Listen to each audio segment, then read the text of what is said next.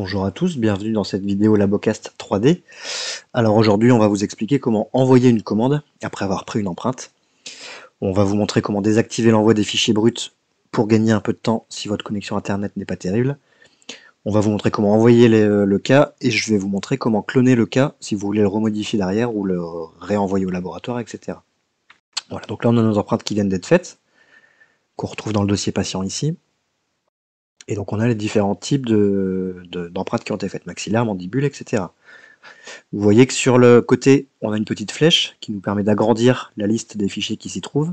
Et là, on peut voir le statut des différents fichiers. Donc quand il y a une barre de pourcentage, quand il y a un pourcentage en cours, ça veut dire que les fichiers sont en train de se mettre à jour sur le serveur. Quand on a un petit point rouge, ça indique que les fichiers n'ont pas encore été mis à jour sur le serveur.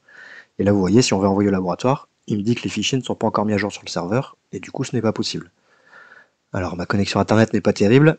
En plus, j'ai l'envoi des fichiers bruts qui est activé, qui passe en priorité par rapport aux autres. Et du coup, c'est pour ça que c'est très long à envoyer. Donc, pensez à aller dans vos paramètres, désactivez l'envoi de ces fichiers bruts, vous validez. Et maintenant, vous sortez, vous venez cliquer sur le petit nuage là-bas tout en haut.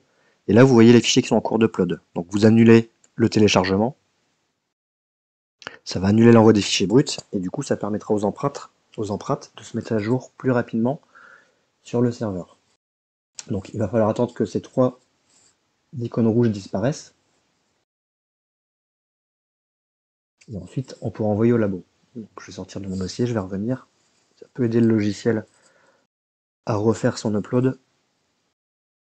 Voilà. Et là, on va cliquer sur le bouton commande. Il nous dit qu'on ne peut pas. Il va mettre à jour les fichiers.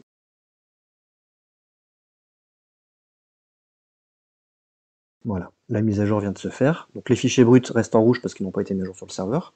Le reste des empreintes a été mis à jour sur le serveur. Pensez à bien vérifier que la fiche est remplie, sinon vous ne pourrez pas envoyer le cas au laboratoire. Et puis ici maintenant, on va pouvoir cliquer sur le bouton commande et envoyer les fichiers au laboratoire.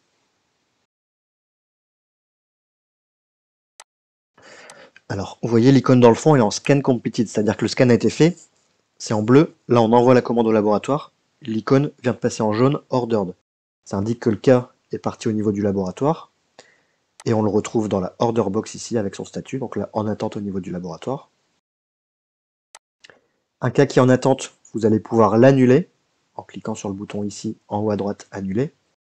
Par contre, si jamais le cas a été accepté par le laboratoire, vous ne pouvez plus rien faire. Donc dans ce cas-là, vous contactez le labo en disant d'annuler la commande. Et il va falloir cloner le cas pour pouvoir le renvoyer. Donc je vais vous montrer. On va retourner dans le dossier qui vient d'être envoyé au niveau du labo. Et maintenant, si on clique sur le bouton commande, ou qu'on veut modifier le dossier, il nous dit que ce n'est pas possible parce que le travail est déjà parti au niveau du laboratoire. Donc dans ce cas-là, il faut cloner les fichiers. On clone toutes les données. Et puis ça va nous recréer un nouveau cas avec l'extension cloner. On va récupérer la fiche et les empreintes qui ont été faites. Donc, on va afficher les empreintes. Et là maintenant, ce nouveau cas cloné, on va pouvoir le renvoyer au laboratoire. Voilà, j'espère que cette petite vidéo vous aura été utile. Et on se retrouve bientôt pour de nouvelles aventures.